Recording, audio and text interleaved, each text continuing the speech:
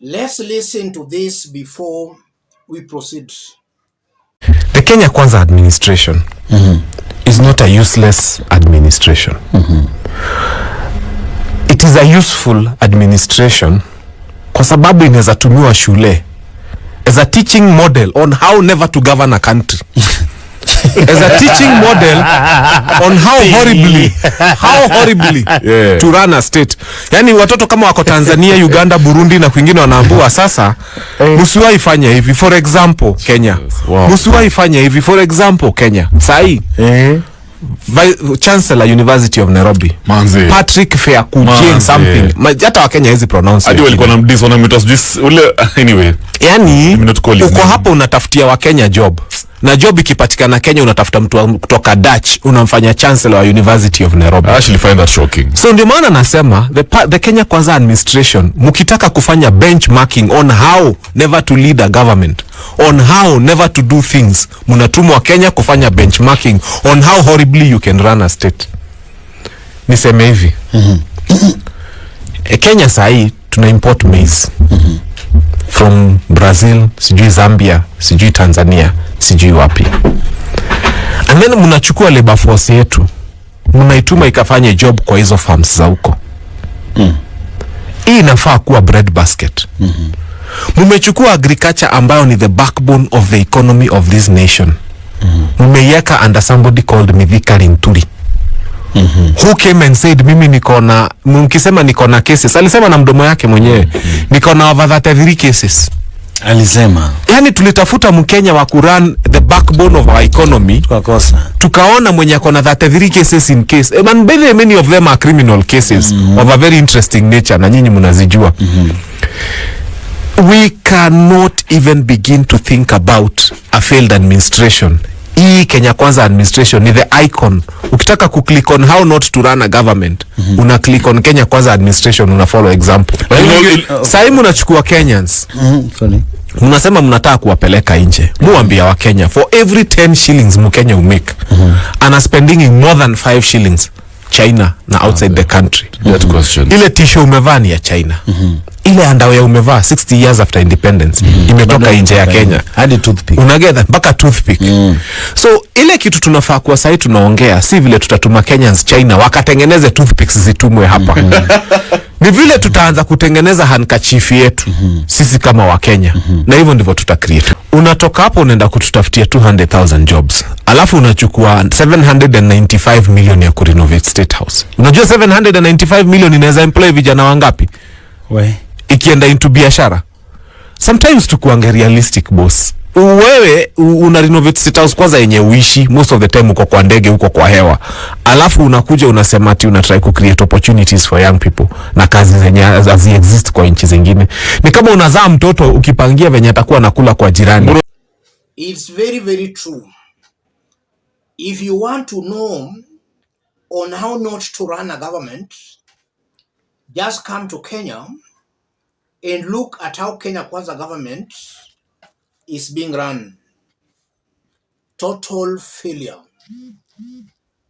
I want to talk about 3 issues: integrity, ethnic voting, and compromised institutions. Let's start with integrity.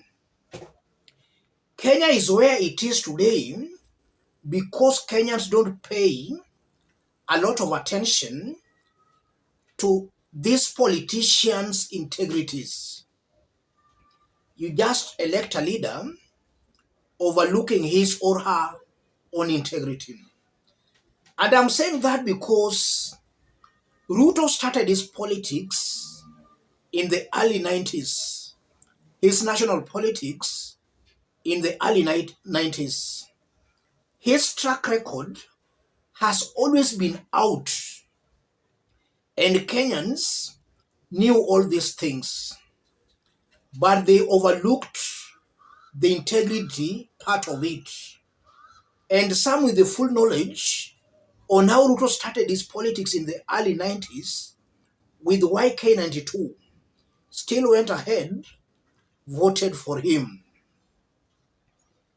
We are suffering because Kenyans overlooked the issue of integrity.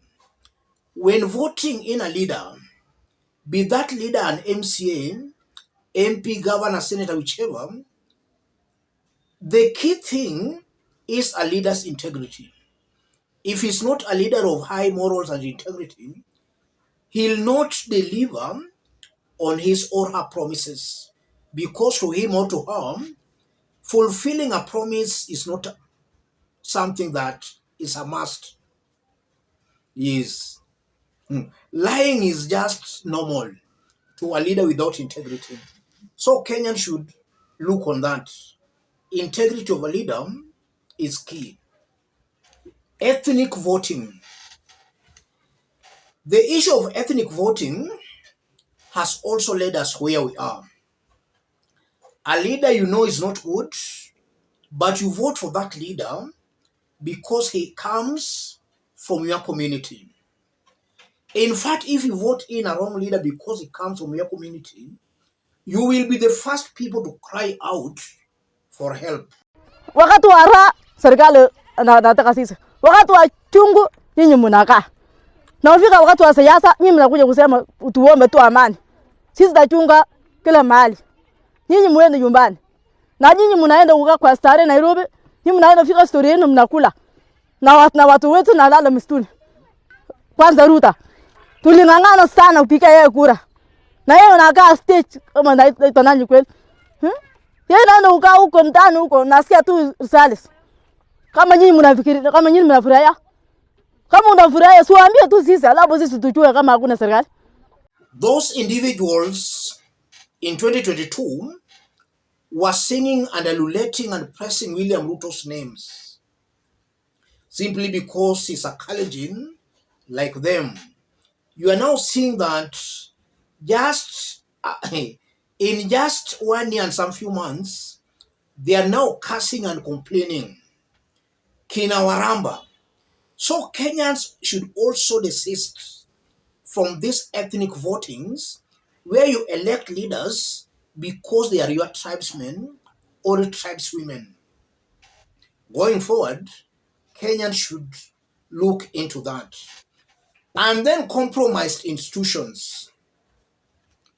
It's also a fact that the biggest problem in Kenya is these so-called independent institutions.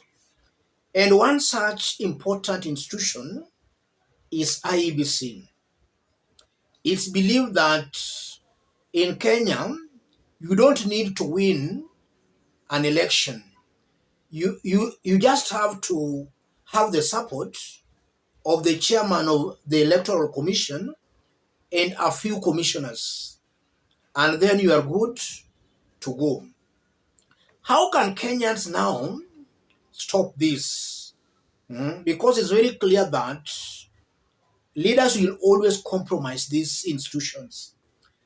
I honestly believe that if Kenyans can reject a leader in totality, these institutions, irrespective of whether they've been compromised or not, if Kenyans in totality can reject a leader, then these institutions, even though corrupt or compromised, will be forced to do exactly what a majority wants. And I'm saying that because we all know that Kivuitu was seen as a Moi ally.